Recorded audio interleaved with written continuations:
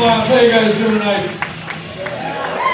You're the late show on Saturday. I want to hear much more from you. How you guys doing tonight? Fucking awesome. Thank you guys so much for coming out. It has been an awesome weekend here. I got to hear one of the best conversations in the bathroom earlier when I was in there blowing my nose. Two gentlemen were at the urinals. One of them turns to the other and goes, "Do you want me to hold your hand?" I don't know when that conversation started or stopped, but thank you guys so much for that. It's been an interesting year for me thus far. I started the year off by pulling my groin, crossing my legs in a Ford Fiesta. That's a sign of something, isn't it? When you pull something in your body crossing your legs in an American compact car. That's not good. Probably should start eating better. Let's start with that. Right now, my definition of eating better is getting broccoli beef at Panda Express. Yeah, no. If you guys didn't hear, we got a Jesus. My dad's in the audience. Thank you guys so much.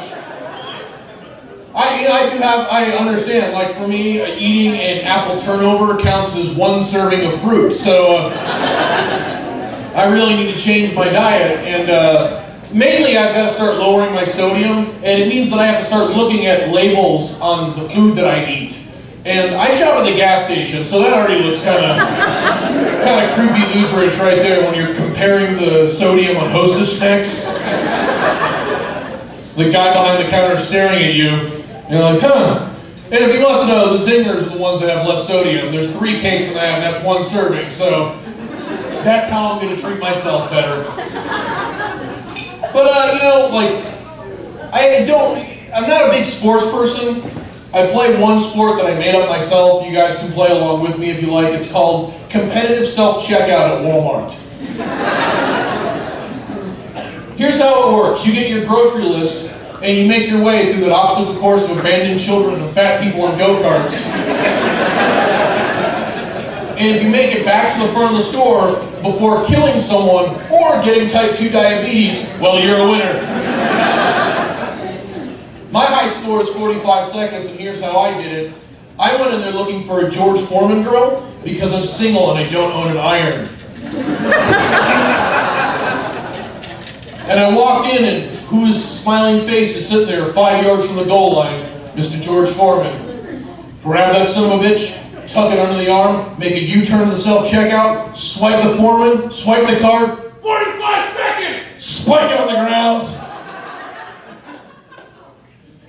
Do the walk of shame to customer service, because there is no victory lap at Walmart. I saw something really fascinating though. It really captured my interest. It was Pop-Tarts with NASCAR trivia on them. Yeah, it was so beautiful to see 2 demographics come together so perfectly. Because the people who like NASCAR are going to read trivia on anything. Well, Pop-Tarts are the perfect medium for that. But I get sports. Like, I don't have anything against sports. I started to really understand sports recently when I started watching Chopped on Netflix. For those of you not familiar, Chopped is a competitive cooking show where 4 chefs go head-to-head for $10,000. 1 person wins, and 3 people go home with fucking nothing because they lost. Their mom's not there to hug them. They're not going to get a fucking McDonald's cone when they get home. They're losers, all 3 of them. Yeah, I'm trying to drive this point home. We need to start losing again in this country, because if we don't, we end up with an entire country of Kardashians, and we don't fucking need that.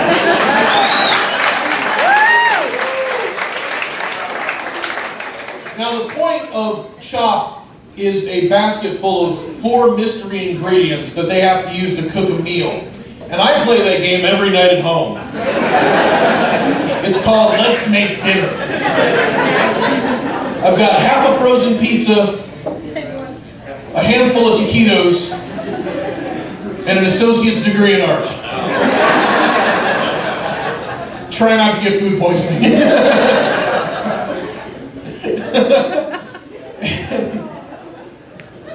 I'm single. Is that not obvious at this point? This is not a cry for help. If you're wondering, my astrological sign is Prozac.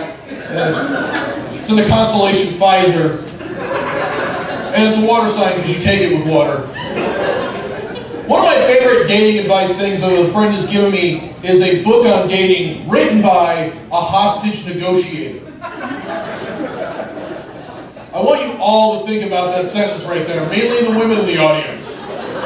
There's a guy who's talking people off the ledge from trying to kidnap somebody, and he's using those tactics to try and have a conversation with you. I have yet to read the book, but the jokes I come up with are going to be fucking spectacular. But, I decided to go and try some different things. I did speed dating, which, if you're not familiar, is 12 guys like me who have all failed at online dating, and 12 women who have all been kicked out of their house by their cats.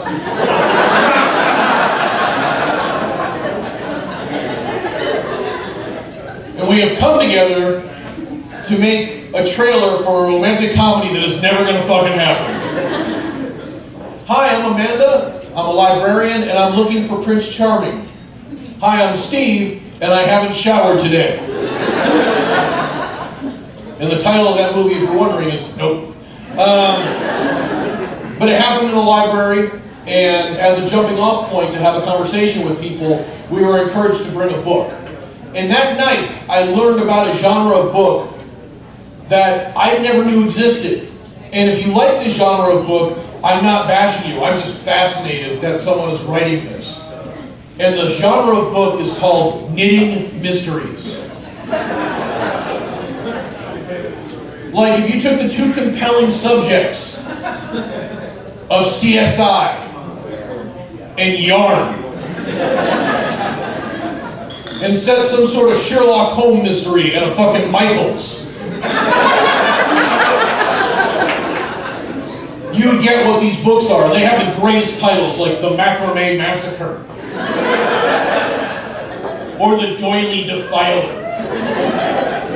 And The Doily Defiler, the plot of that one is interesting. I read it on Amazon. A gentleman, there's a gentleman who violates women, and then as his calling card, he leaves a doily on the body. And then, lucky you, that pattern for that doily is in the back of that book. You can stare at me, but that fucking exists.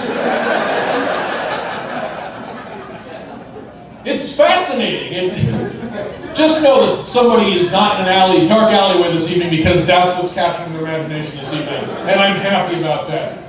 Just like sometimes you look at a comedy stage and you're like, that guy up there is not in a dark alley this evening. We're all in a better place right now.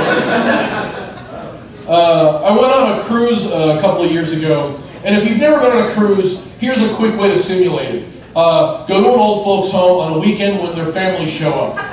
Find a closet to put a bed in, get a television, have it play one movie for 24 hours a day, and Ashton Kutcher is the romantic lead, and then pour as much beer on top of it as you can. That's what going on a Carnival cruise is like.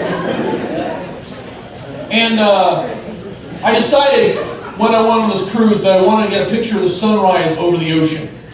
Now, I live in Phoenix, and the best I can do is getting a sunrise over the 7-Eleven. And no matter how you frame the homeless people, it's just not that artistic. And so I decided I had two options, that I could either stay up the entire night and walk through the bowels of this ship and catch it first thing in the morning, or I could wake up early. Now, I'm embarrassed to tell you that I spent 8 years at community college getting my associate's degree in art. That should tell you I've never woken up early for anything in my entire life. Let's stay up the entire night. And so I'm walking through the deserted halls of this ship when a person jumps out from behind a bush and says a thing every guy wants to hear, but not from this person. Hey bro, do you want your dick sucked?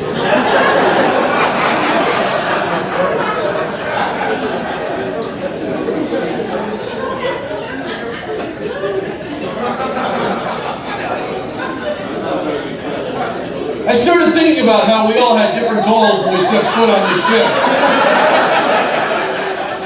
My goal was to take a picture of one of nature's most majestic sights.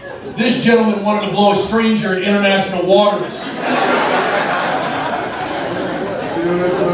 But my mother told me that if someone offers you something and it's not quite what you're looking for, you to politely decline. And so that's what I did. I said, no thank you, and I walked away. And sunrise came up, and I got a picture of the sunrise over the ocean. If you get a chance to see it, it's magnificent. Especially if you're being blown by a stranger. A man really knows how to touch a man. I hear from Enrique every so often. He sends me postcards. The sunrise still tastes like you.